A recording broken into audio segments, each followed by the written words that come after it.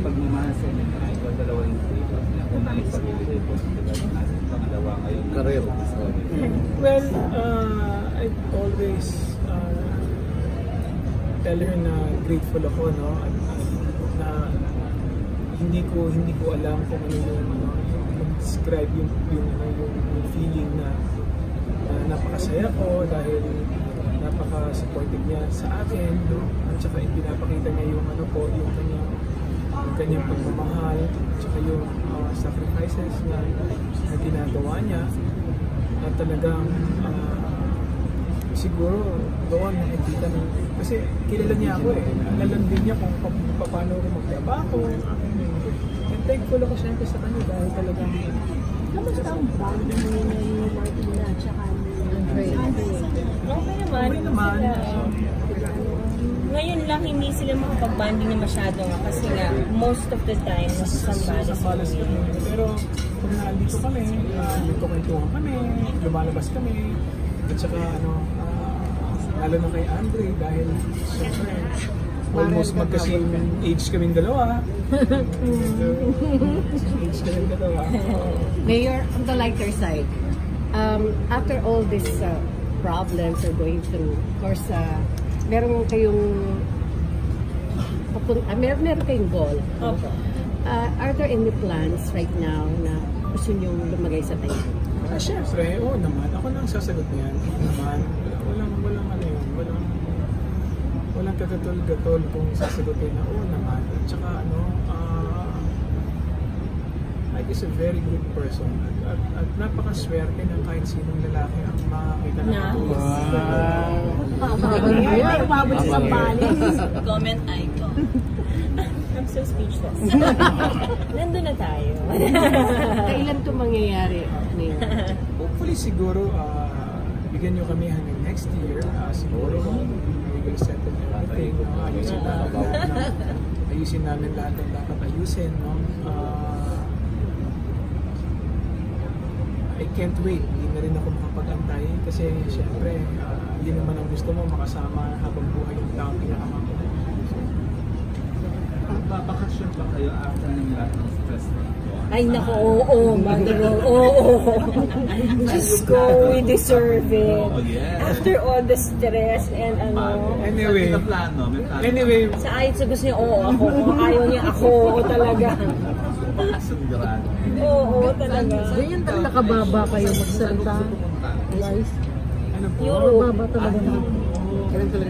Magsalita mababa talaga. Walang malumano. Wala man lang medyo...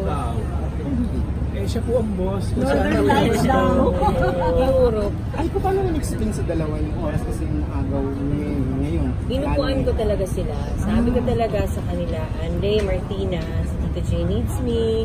And then I have to explain everything, even the issue.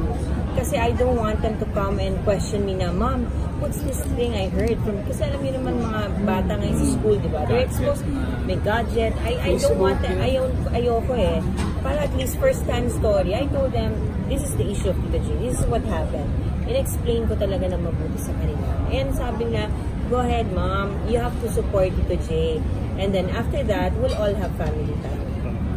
I'm blessed with good kids, you know. Yeah, they are very supportive na. Talagang nakakatuwa. Talagang lang sila. Supportado nila yung mami nila at saka ako. And nakakatuwa. At this early age na iintindihan nila yung mga issues. They're aware kung ano yung nangyayari. So, I am very thankful at talaga naiintindihan nila.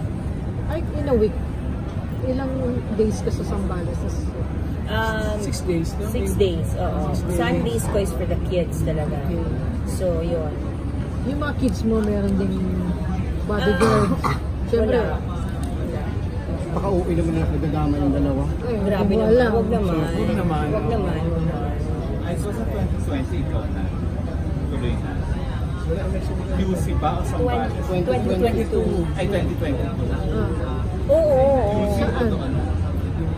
Hindi ko pa alam eh kung sa saan. pinasal malamang doon. Pag pinasal malamang doon. Hindi ko alam. Well, sure na yun. Sure na lang. Ang talagang sa kanya is after nito, siyempre, babalik siya sa showbiz. No? Dahil yun ang first love niya.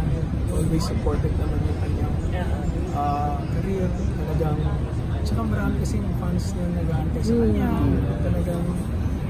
Talagang inaantay na magkaroon sa ulit ng teleserye. Dami nang message sa kanya. So, grateful din ako sa mga fans niya dahil iniintindi nila yung sitwasyon namin. So, maraming salamat. Ano yung huling serye mo? Dapat ang set to do Sandugo. Hindi, ano yung huling mo? Yung Magani. Magani. Ang ganda ng pabaon sa'yo, 2 best support. Oo nga thank God. Back to back. Thank you, Lord. Oo, sana may pangatlo pa. Sana, di ba? Pangatlo pa, di ba? Wala ba yung pressure on your part? Kasi back to back. Siyempre, parang ang kalaban mo, Sarili ko. Diba? Actually, mahirap. Akala nila kasi pag nanalo ka award, it's all about being in Cloud9. But no. After that, anong gagawin mong next na mas dapat mas hihingitan mo yung ginawa mo? Kaya nga, pressured. Pero, I'm under the management of Tito Boy. How can I go wrong? And then, I have an open communication with him. We brainstorm about the project. And hopefully, my dream this year, sana mangyari in Jesus' name, makapag-produce ako ng film ko sa sarili. Tatanong ko nga sana. Oo, tapos si Mayor Jem producer. Sana. Ay, talaga ba yung sarili mo na maging mayor ng Subic? Mayor, kapatid niya mag-mayor, so hindi ako pwede. Oo. Ito mo ba sarili yung deserve na makadance? I don't think so because hindi ako nominated sa FAMAS. Pero hindi ako masama loob ba? Mas nagulat ako na hindi nominated si Tita Glo. Because I feel that si Tita Gloria Romero deserves that recognition more than anybody of us. Parehong hindi. Wala yata sa movie namin na nominated. So, but still, I respect naman yung institution. They have different taste naman sa life. Yun lang. May mga message pa kasi taga Zambales. Well, maraming salamat po sa lahat ng nagtitiwala, patuloy na nagmamahal at nagtitiwala sa amin. Wala naman po ibang nakakakilala sa amin kung kayo lang po. So, maraming salamat po sa patuloy na pagmamahal at pagtitiwala. At hindi po namin kayo bibiguin. Maraming salamat po sa inyo talaga. Nagtatago daw kayo? Ay, hindi! Ito. Guess what? We're here. We are everywhere. Every day we go around. And yun nga, napag-decidean ko this morning na everyday ipopost ko yung activity ko talaga sa Facebook at Instagram para makita talaga nila na nag-iikot kami, hindi kami nagtatago. And the more na iniinis nila kami, nagtatago kami, the more na makikita nilang mga faces namin. Sorry, but not sorry.